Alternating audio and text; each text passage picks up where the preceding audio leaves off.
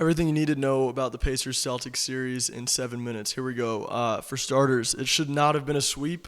Game 1, 3, and 4 all followed the same pattern, which was Indiana playing a great brand of basketball for 42 minutes and then forgetting how to play basketball for the last 6. Not having Halliburton in games 3 and 4 really hurt them. Losing your closer and your All-NBA point guard is always going to make it difficult.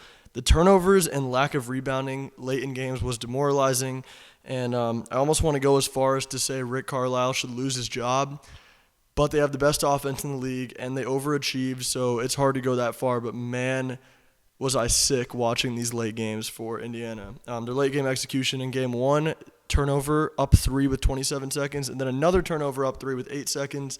In Game 2, Carlisle took the starters out, down 15 with 9 minutes left. You have the best offense in the league. You can't do that. Game 3, a turnover, down 1 with 3 seconds left. And then Game 4, they allowed 2 offensive rebounds, and they had 3 turnovers in the last 5 minutes. You can't win that way. But props to the Celtics. They played well. They did what they should do, and they played like the best team in the East. And, Jaylen Brown made up for his terrible Game 7 against the Heat last year in the conference finals where he shot 8 for 23 and had 8 turnovers. He was very deserving of that conference finals MVP, and I'm happy for him. Jrue Holiday, he just always makes a play in the end of the game. I think he is the greatest on-ball defender I've ever seen in my life. And as far as I'm concerned, he's our generation's Gary Payton. He played great. Al Horford, that dinosaur, man, he just has one good game every series. His one good game was Game 3, and it probably won them that game. He hit 7 or 8 threes, but besides that, didn't do much this series, but that's just Al Horford for you. I thought Tatum did a good job matching up on Miles Turner. That was an interesting adjustment by Joe Mazzulla. I liked it. Offensively, Tatum played the way he always does, like a star. He did not have to take over games because his teammates played very well. But he played well. I think too much was made of his poor shooting splits, and they blew it out of proportion. It wasn't that bad. Derek White, certified number 1 Miami Heat killer. I think he just added another team to his list of teams that he hates. He was awesome. I think what I love most about him is he does not let what he does on offense dictate the way he plays on defense. Always plays with energy. He's probably the best shot blocking guard that the NBA has seen since Dwayne Wade, and he is a legit star now. And he's also on the biggest bargain in the NBA, $18 million a year. I mean, there's teams that would throw him a near max.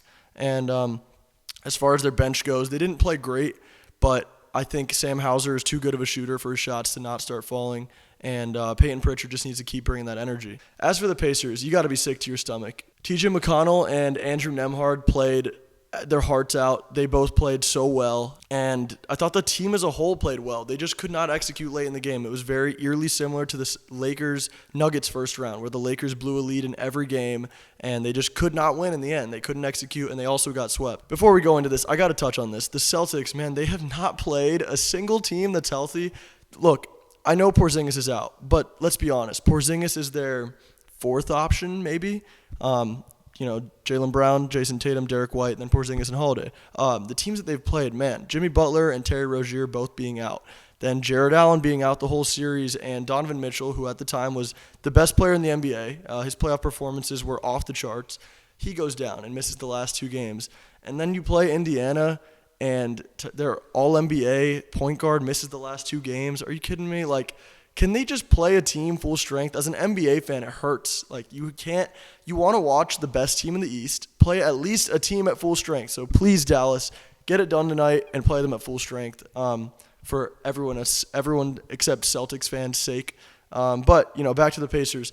McConnell had a mini Linsanity run. He was the heart and soul of this team. I thought he played awesome. There's so many teams that could use a TJ McConnell. Imagine the Nuggets if instead of Reggie Jackson, they had McConnell coming in. He's also one of the biggest bargains, $8 million a year.